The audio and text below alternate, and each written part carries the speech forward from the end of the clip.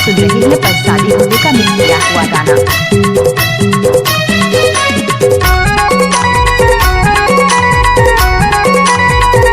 DJ परसादी होली गाँव जफनाबाद घाटोला वाली। लहक लहक बुलवाई लय मोला कबरनी आए बाई कर मगवैया वो। लहक लहक बुलवाई लय मोला कबरनी आए बाई कर मगवैया वो। कबरनी आए बाई कर मगवैया है रे। कबरनी आए बाई कर मगवैया वो। कबरनी आए बाई कर मगवैया है रे। कबरनी आए बाई कर मगवैया वो।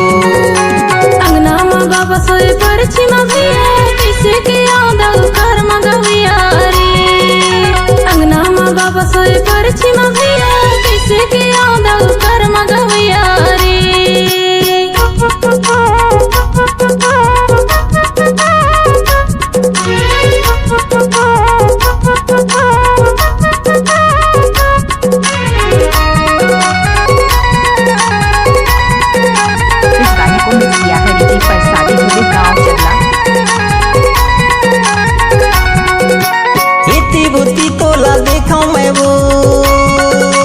मने मने तोला खो जाऊं मैं वो।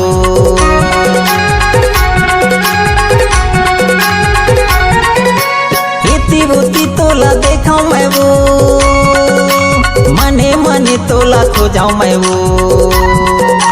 अंगना मगा बसोए परछी मभिया किसे के आदल कर मगवैया रे। अंगना मगा बसोए परछी मभिया किसे के आदल कर मगवैया रे।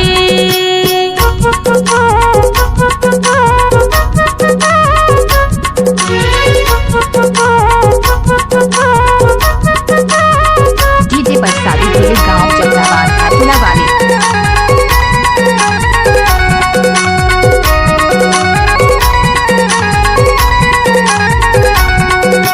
रतिया पहायो या गोरा मातू काबरनी आए दीवानी तैमोर।